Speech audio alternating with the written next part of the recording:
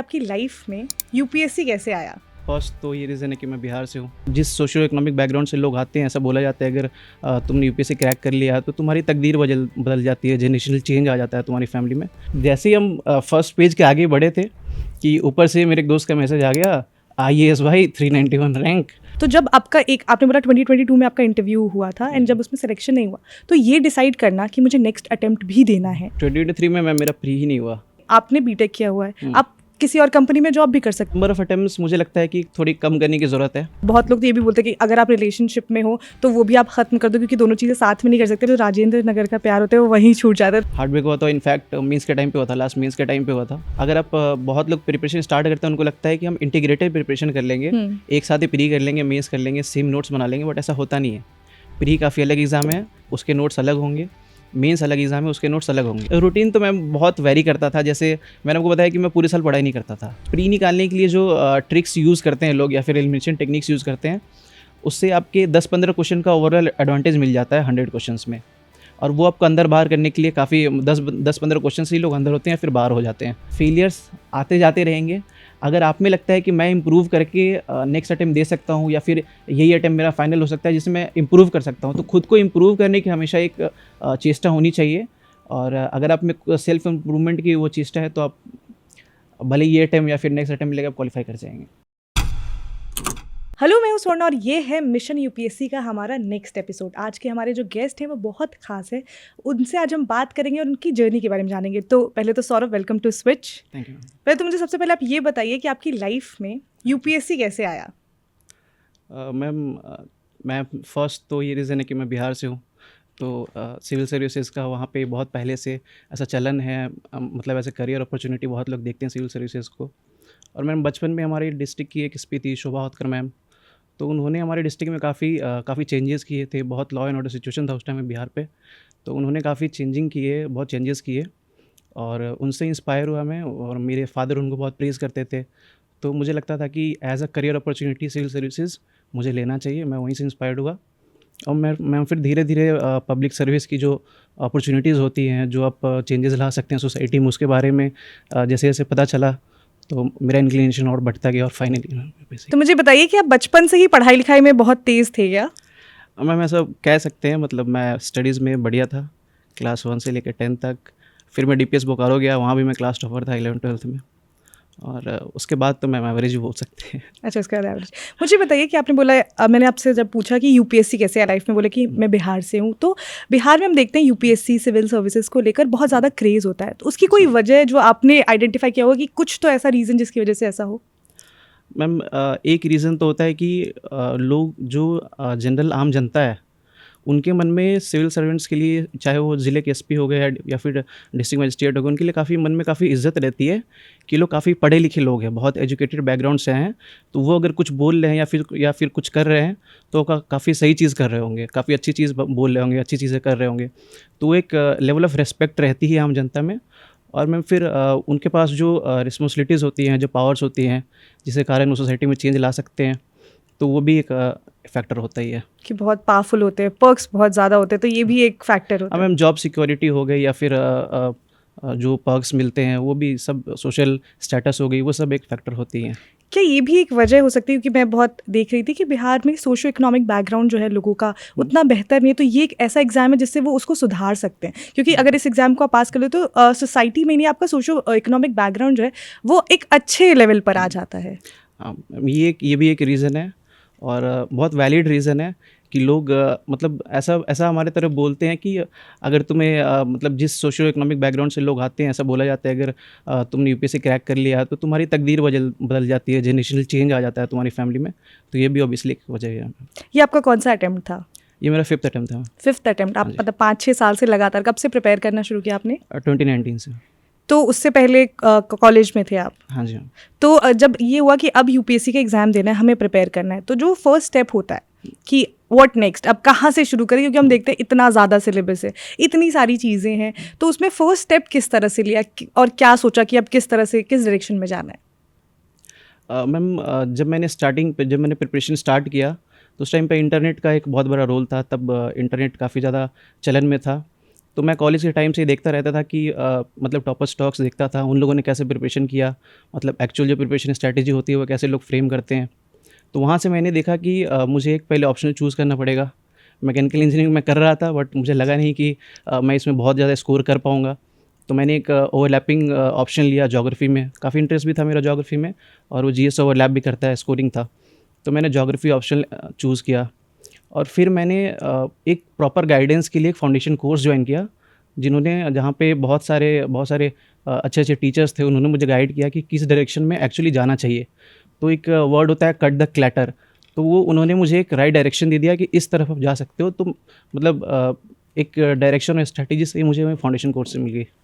तो इस बार आपका 5th अटेम्प्ट में आपने क्वालिफाई किया, जी। आपकी बहुत बड़ी जर्नी रही होगी। तो जब रिजल्ट आया इस बार का, रिजल्ट डे भी बहुत इंपॉर्टेंट होता है, तो उसकी स्टोरी सुनाइए, कैसे पता चला रिजल्ट आ गया और उसमें आपका नाम था? मैम रिज़ल्ट कैसा था कि लास्ट 2 बार से रिज़ल्ट ट्यूसडे को आ रहा था। ओके। मैंने 2022 का भी दिया था, इंटरव्यू दिया था। उस टाइम भी रिज़ल्ट ट्यूसडे को आया था, बट उस टाइम मेरा फाइनल लिस्ट में हुआ नहीं। इस बार भी 23 में वापस मेरा प्री नहीं हुआ था। इस बार जब मैं लिस्ट में था तो एक अंदाज़ा लग गया था कि 22 को रिज़ल्ट आ सकता है, ट्यूसडे का डे है, तो उस दिन हाई प्रोबेबिलिटी है। और मेरा ऐसा था कि मैंने बीपीएससी भी इस बार क्वालिफाई किया हुआ था प्रीलिम्स, तो मेरा 25 से मेंस था। ओके। तो वो पटना में था। तो 21 को मैंने टिकट लिया था, और 22 को मैं सुबह घर पहुंचा था। अच्छा, उस दिन आप घर पर ही थे जिस दिन हाँ रिजल्ट जी, आया था? हाँ जी। और उसी दिन मतलब एक रीज़न ये भी था कि रिज़ल्ट आ रहा है, सेकंड था कि मुझे मेंस भी देना था, तो जाना ही था, और थर्ड था कि उस दिन मेरे मम्मी पापा का एनिवर्सरी भी था। ओह। तो उस दिन मैं वहाँ गया था, उनके लिए काफ़ी गिफ्ट्स लेके गया था, और मुझे पता था कि रिज़ल्ट आएगा। तो सुबह से वेट कर रहे थे हम कि कब पीडीएफ आएगी, और मैम फाइनली टेलीग्राम को बार बार खोल के हाँ देख जी। रहे होंगे कब आया कब हाँ आया। जी, हाँ जी। तो वो स्क्रॉल करते करते फिर बट ऐसा रिज़ल्ट हमने देखा नहीं। जैसे ही रिज़ल्ट की पीडीएफ आई, तो मैंने खोल के पापा को दिया कि इस बार रोल नंबर सर्च नहीं करेंगे, इस बार एक एक करके लिस्ट में हम देखेंगे कि कहाँ पे नाम है, क्योंकि वो फिर अचानक से हार्ड ब्रेक मिलता है, वो सही नहीं लगता है। ओके। तो जैसे ही हम फर्स्ट पेज के आगे बढ़े थे कि ऊपर से मेरे एक दोस्त का मैसेज आ गया, IAS भाई 391 रैंक। तो फिर हमने देखने की ज़रूरत नहीं पड़ी, फिर नीचे So स्क्रॉल करके फिर पता नीचे चला, चले फिर उसके बाद कैसे घर पे रिएक्शन था सबका? घर पे काफ़ी लोग खुश थे। मम्मी पापा बहुत टाइम से वेट कर रहे थे, सब लोग वेट कर रहे थे, तो बहुत खुश थे। मतलब मेरे काफ़ी रिलेटिव्स भी मिलने आए थे उस दिन। अब सिंक इन हो गया है कि फाइनली हो गया है सिलेक्शन?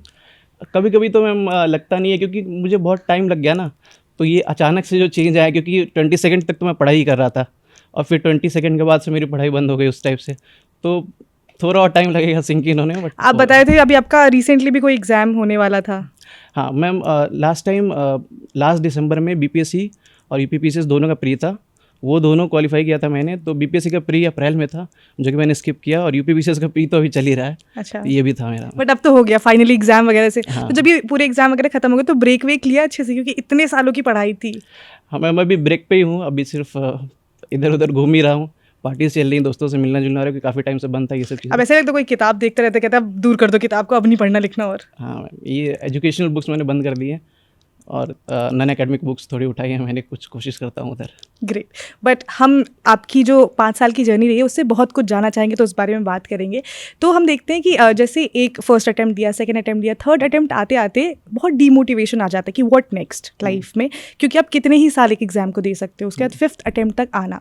तो जब आपका एक, आपने बोला 2022 में आपका इंटरव्यू हुआ था, एंड जब उसमें सिलेक्शन नहीं हुआ, तो ये डिसाइड करना कि मुझे नेक्स्ट अटेम्प्ट भी देना है, वो जो फेज़ होता है उस पे किस तरह से अपने दिमाग को प्रिपेयर करना होता है, क्योंकि बहुत बड़ा डिसीजन है, क्योंकि आपने बीटेक किया हुआ है, आप किसी और कंपनी में जॉब भी कर सकते हो डिसेंटली, अगर इसको छोड़ दो तो फिर वो डिसाइड करना कि नहीं मुझे एक और अटेम्प्ट देना है, तो वो कैलकुलेशन जो है वो किस तरह से की? मैम उसके कई फैक्टर्स थे। एक तो था कि फाइनेंशियल बैकिंग थी मुझे फैमिली से, तो मुझे मतलब इमीडिएटली जॉब पे जाना और ख़ुद को फाइनेंशियली सपोर्ट करने की उतनी ज़्यादा नीड नहीं थी। मतलब मैं चाहता था, बट फैमिली भी चाहती थी कि वो मुझे सपोर्ट करे इस जर्नी में। तो एक फाइनेंशियल बैकिंग फैक्टर था, जिसकी वजह से मैं इतने अटेम्प्ट तक आ पाया, वरना मुश्किल ही होता है मैम इतने अटेम्प्ट तक आना विदाउट फाइनेंशियल बैकिंग। और मैम सेकंड था कि जब मेरा फाइनल फाइनल सिलेक्शन नहीं हुआ 2022 में, तो मार्कशीट जो रिलीज़ हुई उसमें मैंने देखे अपने स्कोर्स, तो 7 पेपर होते हैं मेंस में, तो उसमें मुझे लगा कि मैं यहाँ पे इंप्रूव कर सकता हूँ, यहाँ पे इंप्रूव कर सकता हूँ, और मिनिमल इंप्रूवमेंट्स होते हैं, 1% इंप्रूवमेंट होता है। एक 2000 मार्क्स का हमारा फाइनल सिलेक्शन होता है, उसका 1% 20 मार्क्स है, तो 20 मार्क्स आपको इन और आउट करा सकता है। तो 1% चेंजेस भी अगर आप कर सकते हो अपने पेपर्स में या फिर अपने एफर्ट्स में, तो फाइनल लिस्ट में आप आ सकते हो। फिर 2023 में मेंस आपने लिखा था। 2023 में मैं मेरा प्री ही नहीं हुआ। अच्छा। मतलब 23 को रिज़ल्ट आया था, 23 अप्रैल 2023 को रिज़ल्ट आया था, तो उसमें मेरा फाइनल लिस्ट में नहीं हुआ। और मैं फिर 28 मई, इनफैक्ट 28 मई को अगला प्री था, जस्ट 4-5 दिन बाद था, तो उसमें भी मेरा नहीं हुआ। और हुआ ऐसे नहीं कि सीसेट का पेपर मेरे से नहीं हुआ, पेपर में मेरे काफ़ी अच्छे स्कोर थे, अराउंड कट ऑफ 75 थी, उसमें मेरे स्कोर 113 थे, कट ऑफ से काफ़ी ऊंचा था, बट सीसेट के कारण नहीं हुआ। और second heart break within days वो वाला था। फिर उसके बाद आपने डिसाइड किया कि मुझे एक और अटेम्प्ट देना है। हाँ, ये मैंने सोचा कि अब मेरा जब सीसेट नहीं हुआ है तो मैं इस साइकिल से बाहर हूँ, तो मैं पूरा 1 साल दे सकता हूँ अपने मेंस को सही करने के लिए।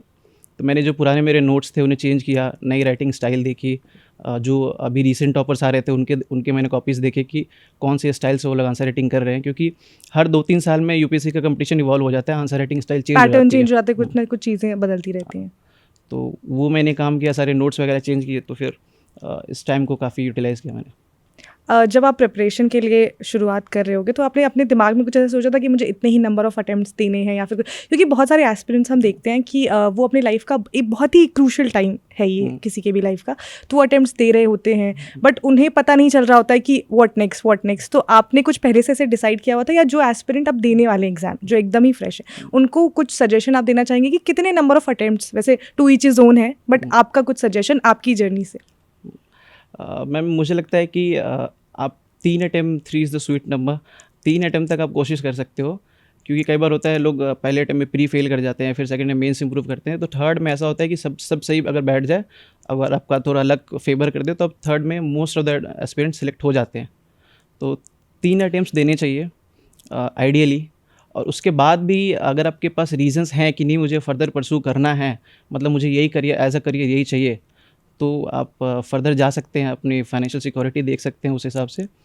और देने के लिए तो लोग मैम 6 भी देते हैं, और इस बार मैं एक कैंडिडेट को जानता भी हूँ, 9th अटेम्प्ट था उनका और उनका अभी सिलेक्शन हुआ है। अच्छा, 9th अटेम्प्ट के बाद 9th अटेम्प्ट उनका सिलेक्शन हुआ है, तो लोग देते ही हैं मैम, जैसी जिसकी रिजॉल्व होती है, जैसी जिसकी परसेवरेंस होती है वैसे अटेम्प्ट देते हैं। करेक्ट।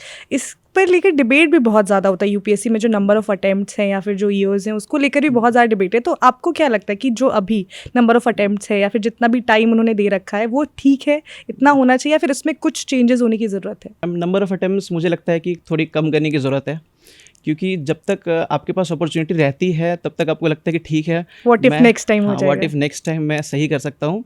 बट एक बार जब दरवाजे बंद हो जाते हैं फिर तो लोग मूव ऑन कर जाते हैं और नेक्स्ट करियर अपॉर्चुनिटीज़ देख लेते हैं। तो मुझे लगता है नंबर ऑफ अटेम्प्ट्स अगर 6 से जो जनरल कैटेगरी 6 हो जाए, अगर वापस 4 कर सकते हैं तो वो एक सही स्टेप होगा। क्योंकि कई बार लोग 2-3 अटेम्प्ट लग जाते हैं, क्योंकि जो फाइनल कंपटीशन होता है वो 2-3 हज़ार लोगों में होता है, तो बहुत cream of the cream candidates होते हैं, तो वहाँ पे मैम थोड़ा लक का फैक्टर भी आता है। तो किसी अटेम्प्ट में लक साथ दे दे तो आप इन हो या वरना आउट हो, तो 3-4 अटेम्प्ट देने चाहिए, बट 6 से थोड़ा कम करना चाहिए। इसमें ये भी डिबेट कहते हैं कि बहुत सारे ऐसे लोग हैं जो बहुत ग्रामीण इलाके से हैं, तो उनके पास वो अपॉर्चुनिटी नहीं हो पाती, तो इस वजह से नंबर ऑफ अटेम्प्ट्स है उनके लिए, ताकि वो आगे आ सकें और आगे बढ़ सकें, जिनके पास रिसोर्सेज नहीं है। तो ये भी एक इस डिबेट को लेके सपोर्ट किया जाता है, इस लाइन को लेके, कि ताकि उन तक वो अपॉर्चुनिटी पहुंच सके, इसलिए हम नंबर ऑफ अटेम्प्ट्स को नहीं कम कर रहे हैं। हाँ मैम, वैसे अगर इकोनॉमिकली या फिर सोशली अगर कोई बैकवर्ड हो तो उसके लिए नंबर ऑफ अटेम्प्ट्स ज़्यादा होते हैं। लाइक ओबीसी के लिए 9 अटेम्प्ट्स है अभी, और ईडब्ल्यूएस के लिए भी अटेम्प्ट्स बढ़ाने की बात अभी चल रही है। SC/ST के लिए तो कोई अटेम्प्ट्स की लिमिट नहीं है। तो वैसे लोगों के लिए स्पेशल अगर कोई मॉडिफिकेशंस की जाती हैं तो वेलकम स्टेप है। मुझे बताइए, आपकी जर्नी 5-6 साल की रही, तो इसमें ऐसा भी कभी फेज़ आया कि लगा कि अब इसको छोड़ देते हैं, कुछ और करते हैं, या फिर इंजीनियरिंग में वापस चले जाते हैं, क्या पढ़े जा रहे हैं, मतलब कुछ समझ नहीं आ रहा कि क्या होगा क्या नहीं होगा? मेरा ऐसा था कि मुझे एडमिनिस्ट्रेशन में ही जाना था। ओके। अगर मुझे IPS या IRS में मिलता तो मैं उसमें उतना खुश नहीं होता, मैं उससे ज़्यादा खुश होता अगर मुझे किसी स्टेट में SDM बना दें। मतलब एडमिनिस्ट्रेशन फील्ड में जाना था, तो मुझे ये पता था कि मैं UPSC में तो अपने अटेम्प्ट्स दूंगा और देखते हैं फाइनल क्या होगा, क्योंकि थोड़ी अनसर्टेनिटी रहती है।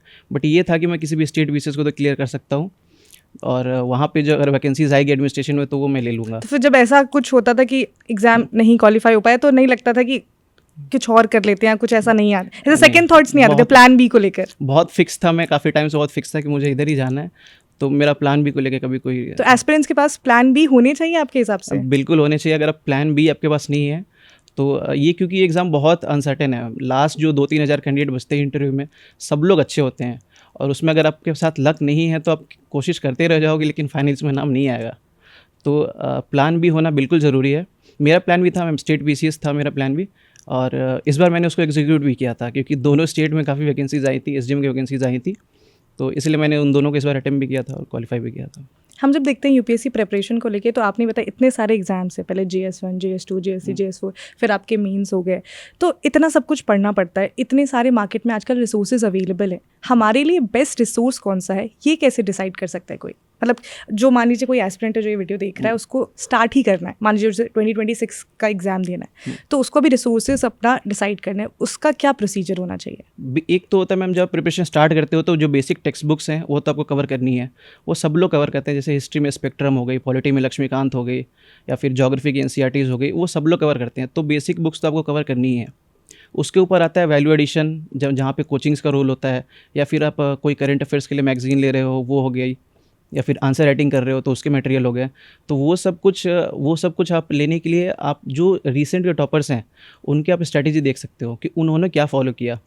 और एक बात मैं बोलना चाहूँगा कि इस एग्ज़ाम को निकालने के 1000 तरीके, अगर 1000 लोग सिलेक्ट हो रहे हैं तो 1000 तरीके हैं। आपको किसी एक को पकड़ना है और उससे स्टिक रहना है। बट वो एक कैसे डिसाइड करेंगे कोई? क्योंकि हमारे पास, जैसे मान लीजिए मुझे 2026 का एग्जाम देना है, मेरे पास तो 1000 ऑप्शन है, उसमें से बेस्ट ऑप्शन मेरे लिए वो एक कौन सा, ये मैं कैसे डिसाइड कर सकती हूँ? आप किसी भी एक टॉपर को पकड़ लो। अच्छा, आप किसी भी एक टॉपर को पकड़ लो, उनका चैनल फॉलो कर लो, वो लोग डालते रहते हैं अपने चैनल पे, उन्होंने कौन सा टेक्स्ट बुक पढ़ा, कौन सी मटेरियल फॉलो की। तो लगभग मेरा ये मानना है कि लगभग सारे मटेरियल्स मोर और लेस सेम होते हैं। आप मार्केट में चले जाओ तो टॉप 10 मटेरियल आपको पता चल जाएगा कि कौन से हैं, तो मोर और लेस सब सेम ही होते हैं। बस वो आपका थोड़ा मेंटल स्कीमा ऐसा होता है कि आपको लगता है नहीं ये पढ़ लेता तो ज़्यादा अच्छा रहता, या ऐसा करता हूँ ये दोनों पढ़ लेता हूँ या तीनों पढ़ लेता हूँ, या फिर यहाँ से कुछ उठा के इसमें ऐड कर देता हूँ। तो यही चीज़ होती है जो मिनिमाइजेशन ऑफ सोर्सेज करने होते हैं। आप सोर्स को काफ़ी मिनिमम रखो, एक ही सोर्स को 10 बार पढ़ो, 20 बार पढ़ो, और फोमो में नहीं रहना है कि यार वो मटेरियल ज़्यादा अच्छा था, ये मटेरियल ज़्यादा अच्छा। किसी भी एक मटेरियल को पकड़ लो जो स्टैंडर्ड आपको कोई टॉपर रिकमेंड कर रहा हो या किसी ने की हो, और उससे स्टिक रहो। कोचिंग की बात आपने की, हम देखते हैं कोचिंग लाइफ को लेकर, यूपीएससी प्रिपरेशन को लेकर बहुत सारी सीरीज बनी है, मूवीज बनी है, कुछ आपने देखा है कोई ऐसी मूवी या सीरीज?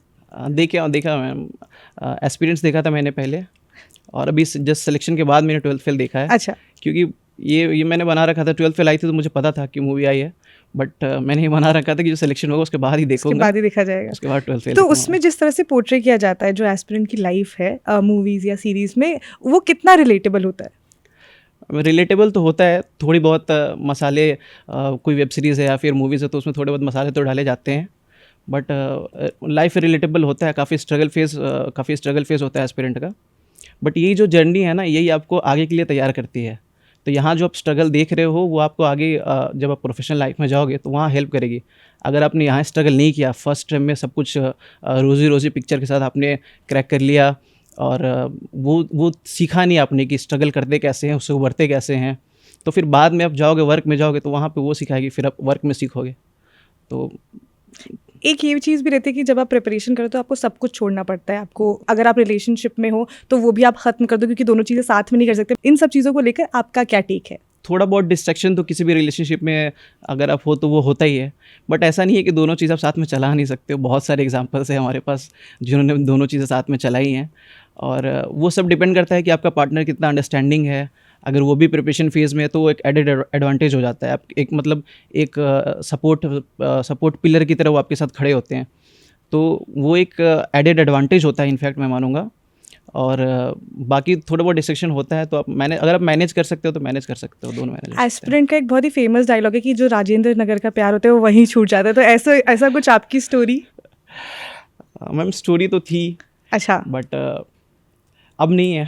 अच्छा, अब नहीं है प्रिपरेशन की वजह से? फिर हाँ, थोड़ा टाइम का इशू। अच्छा, टाइम का इशू, तो मतलब होता है ऐसे हार्ट ब्रेक इस पूरे प्रिपरेशन में, ये भी एक फेज है? हाँ, ये भी एक फेज पूरे प्रिपरेशन का उभरना पड़ता है, आपको उभरना पड़ता है। मेरा जो हार्ट ब्रेक हुआ था इनफैक्ट मीन्स के टाइम पे हुआ था, लास्ट मीन्स के टाइम पे हुआ था 2024। हाँ जी, हाँ। तो वो उससे भी आपको उभरना सीखना पड़ेगा, दोनों मैनेज कैसे करते हैं, मैंने उसी टाइम पे मेंस मैनेज किया। जब भी हम यूपीएससी की बात करते हैं और सिविल सर्विसेज के एग्जाम की बात करते हैं तो हम बचपन से ही सुनते आ रहे हैं बिहार सब में कि अगर आपको ये एग्जाम क्रैक करना है 16 घंटे पढ़ो, 18 घंटे पढ़ो।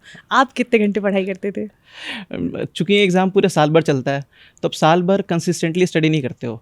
जैसे मेरा तो 5th अटेम्प्ट था। यूजुअली जब अटेम्प्ट्स बढ़ जाते हैं तो फिर ऐसा होता है कि अभी जब प्री आ रहा है तो स्टार्टिंग के 3 महीने पढ़ाई करूँगा मैं। मार्च से प्री की प्रिपरेशन करूँगा, मई में प्री होगा तो उसको अटेम्प्ट कर लूँगा।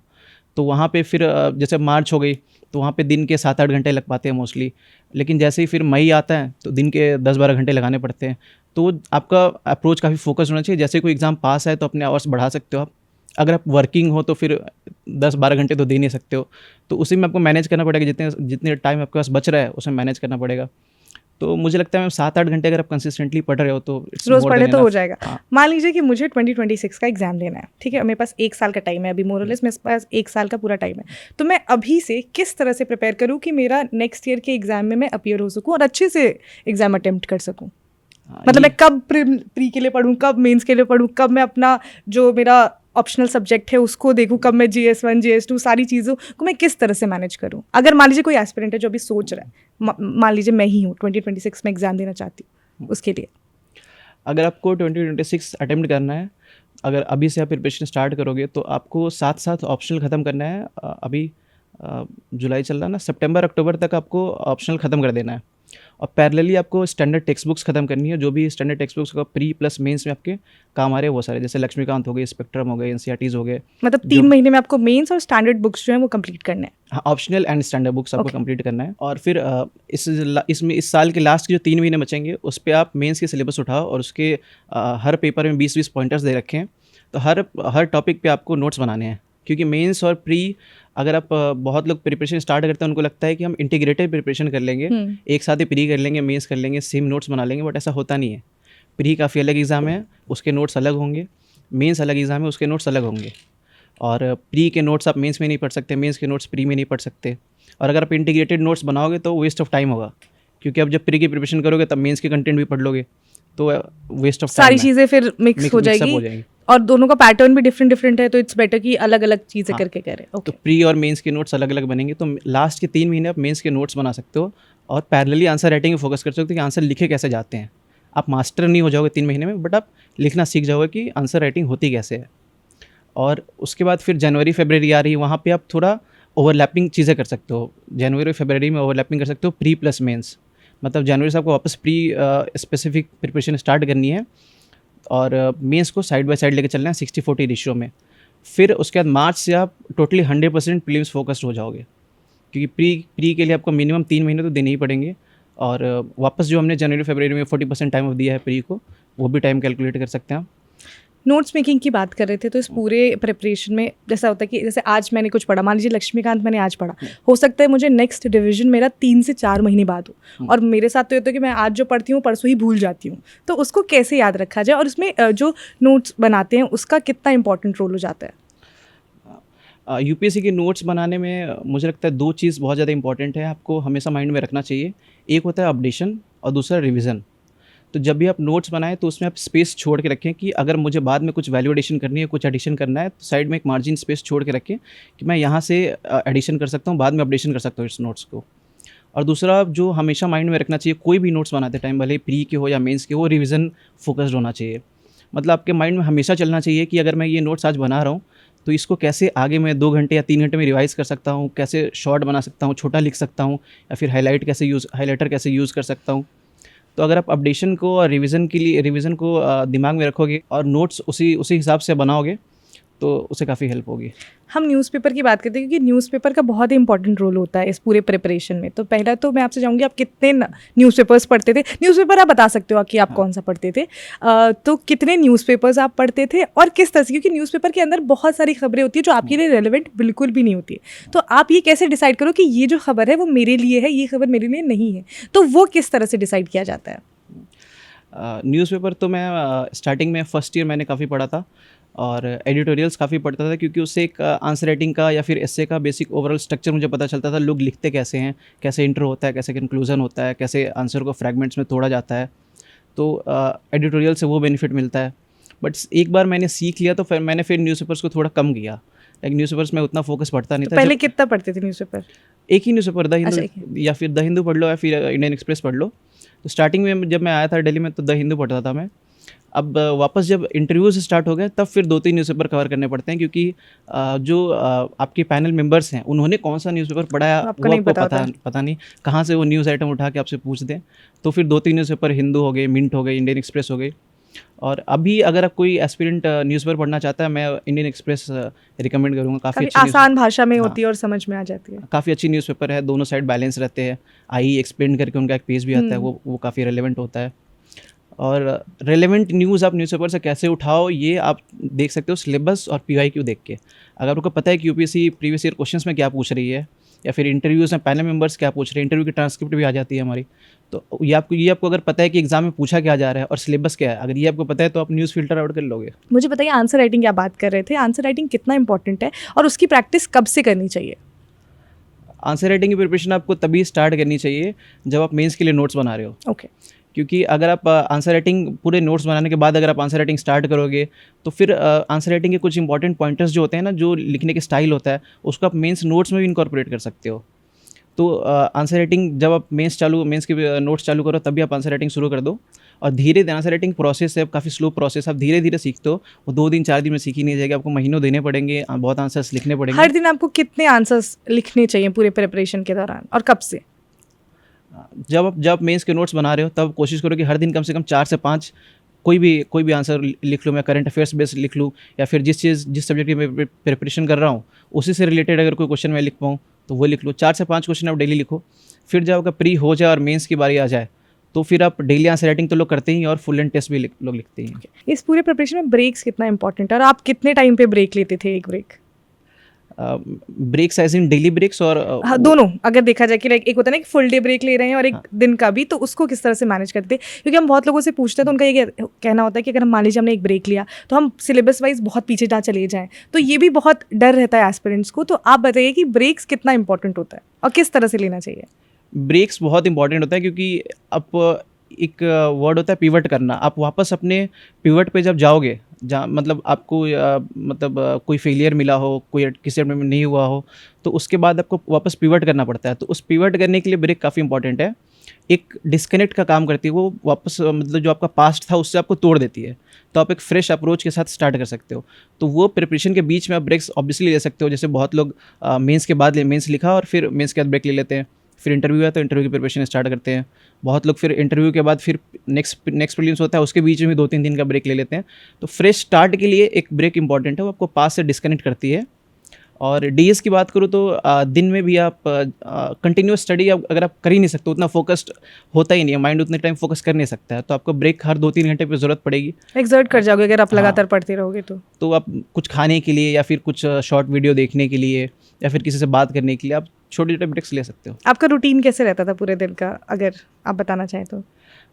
रूटीन तो मैं बहुत वेरी करता था। जैसे मैंने आपको बताया कि मैं पूरे साल पढ़ाई नहीं करता था। अच्छा। जैसे प्री आई तो फिर जनवरी से थोड़ी बहुत पूरे साल पढ़ाई करते थे बट उस एग्जाम से रिलेटेड नहीं? हाँ, उस एग्जाम से रिलेटेड नहीं।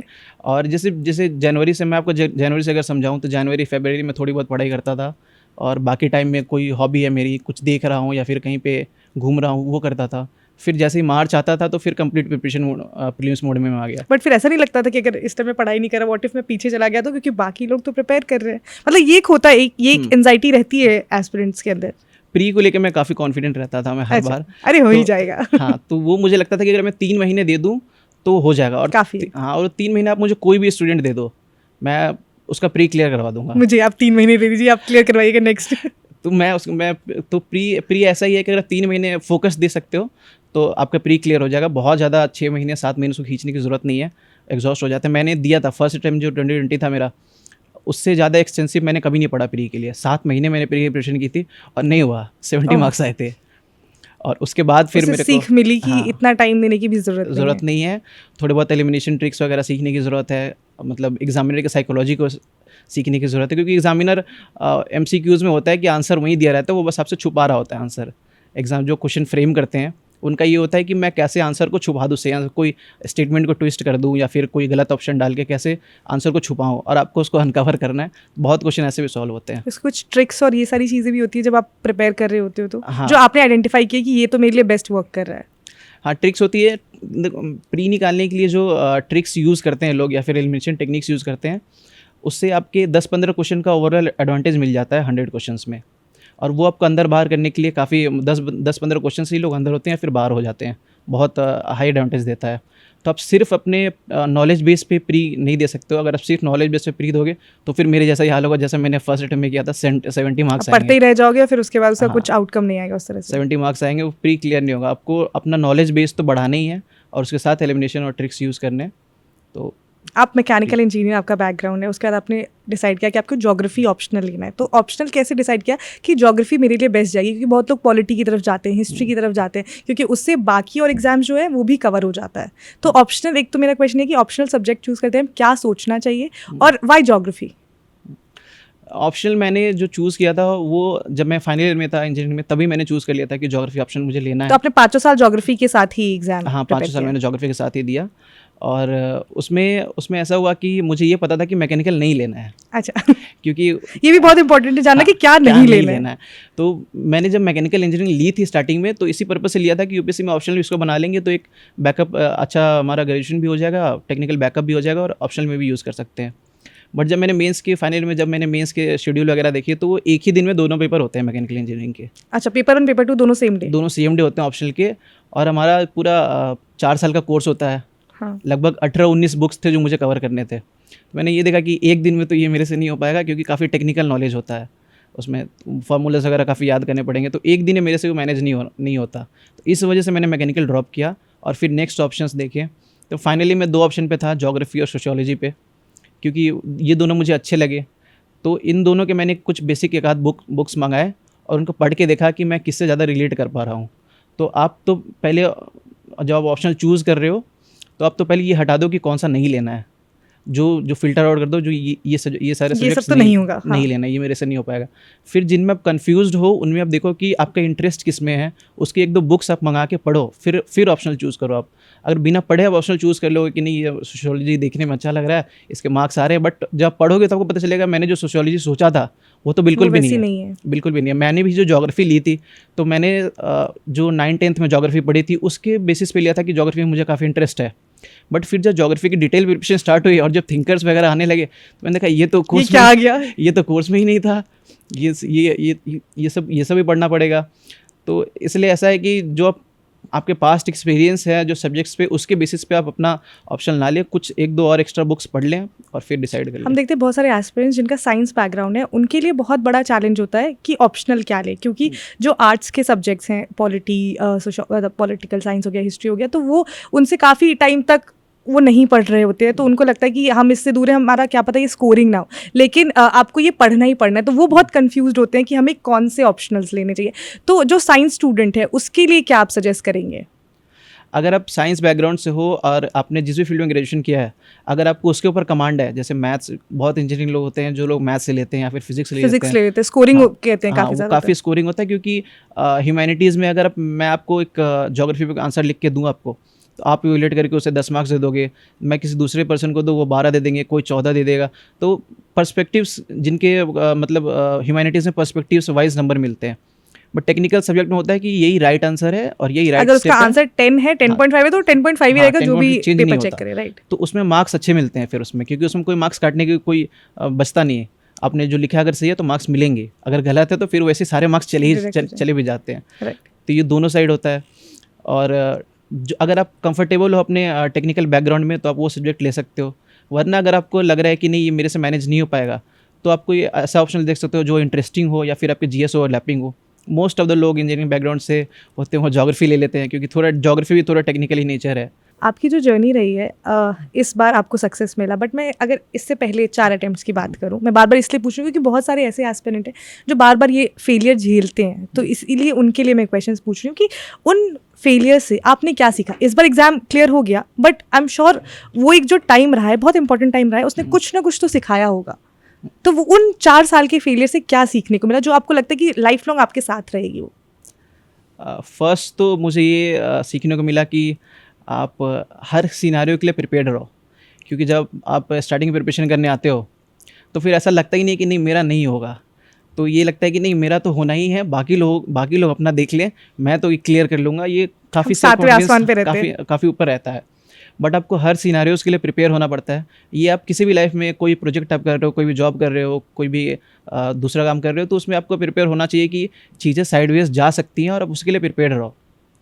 और दूसरा, मुझे जब फेलियर्स बार बार मिलते थे तो मैं उससे यही सीखा कि आप खुद पे काम करो, सेल्फ इंट्रोस्पेक्शन करो, आप खुद में फॉल्ट फाइंडिंग करो कि नहीं मेरे से अगर मैं खुद में ये चेंजेस ले आऊँगा तो मैं ये बोलते हैं कि becoming a better version of your self, तो वो आप जब कर सकते हो, सेल्फ इंट्रोस्पेक्शन कर सकते हो, तो फेलियर्स वो सिखाती हैं।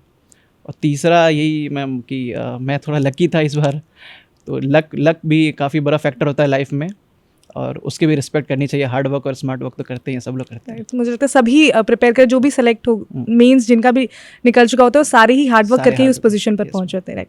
फ़ोन को लेकर एक बहुत बड़ा डिबेट रहता है कि कुछ लोग कहते हैं फ़ोन इस्तेमाल ही नहीं करना चाहिए, बहुत बड़ा डिस्ट्रैक्शन है क्योंकि आजकल सोशल मीडिया आ गया है। तो फ़ोन को लेकर आपका क्या टेक है? आपने भी एकदम फ़ोन बंद कर दिया था या फिर इस्तेमाल करते थे बट वो टाइम वाइम फिक्स्ड कर रखा था? फ़ोन तो मेरा जो नॉर्मल फ़ोन था वही कीपैड वाला फ़ोन इस्तेमाल? नहीं, फीचर फ़ोन ही था, आईफोन था, वही मैं यूज़ करता था। बट सोशल मीडिया मैंने ऑफ़ कर रखे थे, मैं इंस्टाग्राम यूज़ नहीं करता था। थोड़े यूज़ ना करने के पीछे उसके रीजंस भी थे कि मतलब कंटेंट आप कंज्यूम करना स्टार्ट करो तो फिर कब स्टॉप करना है वो आपको पता नहीं चलता है। आप एक रील देख रहे हो, 2 रील देख रहे हो, एल्गो में ही लगे रहते हो, लगे रहते हो, तो वो that is a major distraction, तो उसको आपको अवॉइड करना चाहिए। मेरे जो सोशल मीडिया थी, मतलब जिसको बोल सकते हो सोशल मीडिया, व्हाट्सएप और टेलीग्राम ही थे। व्हाट्सएप में मैं लोगों से बात करता था, टेलीग्राम पे प्रिपरेशन रिलेटेड जो स्ट्रैटेजीज आती थी या फिर वीडियोज़ आ रही या फिर नोट्स आ रहे हैं वो मिलते थे। तो अगर आप सोशल मीडिया अवॉइड कर सकते हो ड्यूरिंग द टाइम तो ऑल द बेटर। बहुत लोग होते हैं जो अगर रेगुलर सोशल मीडिया यूज़ भी कर रहे हैं तो जैसे ही एग्ज़ाम आता है उसके टाइम पे वो बंद कर देते हैं, प्री के टाइम में बंद कर दिया। तो पता होना चाहिए कि आपको कब कहाँ कितना इस्तेमाल करना है। वो सेल्फ डिसिप्लिन बहुत इंपॉर्टेंट है, बहुत ज़्यादा। हम ये भी देखते हैं कि उस टाइम पर लोग कहते हैं कि मान लीजिए आप प्रिपेयर कर रहे हो, आपने फर्स्ट अटेम्प्ट दिया, सेकंड अटेम्प्ट दिया, उसके साथ ही साथ आपकी फैमिली में कजिन्स वगैरह लाइफ में बहुत सक्सीड कर रहे होते हैं, तो एक क्या वो भी एक प्रेशर होता है कि बाकी लोग तो कर रहे हैं, हम क्या कर रहे हैं, हम बस अभी प्रिपेयर ही कर रहे हैं? हाँ, ये चीज़ भी होती है। और ये सोशल मीडिया से जो फोमो का फैक्टर है ये और इन्फोर्स होता है। तो आप सोशल मीडिया अगर अवॉइड करोगे, अवॉइड करने का पीछे ये भी एक रीज़न है। अब सोशल मीडिया खोल लो, आपने देखा कि मेरे फ़लाना दोस्त वहाँ चले गए, फ़लाना रिलेटिव वहाँ चले गए, तो ये भी एक थोड़ा फोमो फैक्टर खुद में फ़ील होता है कि यार मैं यहीं पे हूँ और वो लोग लाइफ में आगे बढ़ रहे हैं। तो अगर आप उसको अवॉइड करो, सोशल मीडिया अवॉइड करो, तो आप उस चीज़ को भी अवॉइड कर सकते हो। और दूसरा होता है कि अगर आप अपने गोल को लेकर बहुत फोकस्ड हो ना कि नहीं मुझे तो यही करना है, मतलब लाइफ जीने का कोई एक टेम्पलेट नहीं होता कि आपको ऐसे ही जीना है, इतने साल में आपको शादी करनी है, इतने साल में आपको सक्सेसफुल होना है। लाइफ जीने का कोई एक फिक्स टेम्पलेट नहीं है। जितने लोग हैं उतने ज़्यादा उतने लाइफ के मतलब डायमेंशंस हैं, आप उतने तरीके से जी सकते हो। अगर किन्हें लग रहा है कि मैं 9 अटेम्प्ट तक दे सकता हूँ, यूपीएससी दे सकता हूँ, और तो ये कोई बोल नहीं सकता कि नहीं ये तो गलत अप्रोच है। वो उनका अप्रोच है, आपके लिए वो भले ही गलत हो सकता है, बट उनके पर्सपेक्टिव से वो सही है, वो उनका अप्रोच है लाइफ तो जीने ये चीज़ होना है कि सबको हाँ, अपने अपने हिसाब से जो अपने अपने हिसाब से perspective से डिसाइड life करते हैं। जीना राइट। चाहिए। तो आपके साथ भी ऐसे होता था किसी फैमिली फंक्शन में गए या फिर कहीं पे भी इस तरह से फैमिली गैदरिंग में गए तो सब लोग बोल रहे हो कि क्या कर रहे हो, अभी तो प्रिपेयर ही कर रहे हो, ऐसा कुछ हुआ आपके साथ भी? नहीं, ऐसा लोग डायरेक्टली तो मुझे बोलते नहीं थे कि अभी तक प्रिपेयर ही कर रहे हो। इनफैक्ट जब भी मैं लोगों से मिलता था तो वो उल्टा मोटिवेट ही करते थे मुझे। बट पीछे से सुनने को मिलता था कि ऐसी कुछ बातें चल रही है। हाँ, मतलब लोग बोलते थे कि यार कब तक, मतलब 5 अटेम्प्ट हो गए हैं कि और कब तक, या फिर कुछ और अगर देख सकते हो तो देख लो, क्योंकि सब लोग उस मेरे नज़रिए से नहीं देखते ना चीज़ों को। मैं जिस नज़रिए से देख रहा हूँ, लोगों के लिए पर्सपेक्टिव दूसरा हो सकता है। तो लोग बोलते थे, बट आपके मन में जो लगता है, आपको जो लगता है वही करना चाहिए आपको। जो नेक्स्ट 2026 के लिए प्रिपेयर करना चाहते हैं उन्हें अभी से किस तरह से प्रिपेयर करना चाहिए, किन किन बातों का ध्यान रखना चाहिए और अपनी पूरी प्रिपरेशन में कौन सी ऐसी चीज़ें जिन्हें उन्हें पकड़ कर रखनी चाहिए? जो भी एस्पिरेंट्स नेक्स्ट 2026 या 2027 यूपीएससी को अटेम्प्ट कर रहे हैं, उनसे मैं यही कहना चाहूँगा कि फर्स्ट अगर आप अपने सोर्सेज को बहुत मिनिमल रखें। ये जो इंटरनेट का एज है इसमें इंफॉर्मेशन ओवरलोड काफ़ी ज़्यादा है। तो जो फर्स्ट मैंने ये एक्चुअल मैम ने मुझसे पूछा था कि आप अपने वॉल पे कुछ लगाते, तो मैंने ये लिख रखा था मिनिमाइज़ द सोर्सेज। तो आप अपने सोर्सेज को मिनिमाइज़ करके रखें, उससे आपको रिवीजन में काफ़ी हेल्प मिलेगी और एक चीज़ को आप बार बार पढ़ेंगे तो वो एग्ज़ाम में उससे काम आएगा। और दूसरा ये रहेगा कि फेलियर्स आते जाते रहेंगे। अगर आप में लगता है कि मैं इम्प्रूव करके नेक्स्ट अटेम्प्ट दे सकता हूँ या फिर यही अटेम्प्ट मेरा फाइनल हो सकता है जिसमें मैं इम्प्रूव कर सकता हूँ, तो खुद को इम्प्रूव करने की हमेशा एक चेष्टा होनी चाहिए। और अगर आप में सेल्फ इम्प्रूवमेंट की वो चेष्टा है तो आप भले ये अटेम्प्ट या फिर नेक्स्ट अटेम्प्ट लेकर क्वालिफाई कर जाएंगे। Thank you so much Saurabh, and all the very best आपकी ट्रेनिंग के लिए। Thank you so much. Thank you ma'am.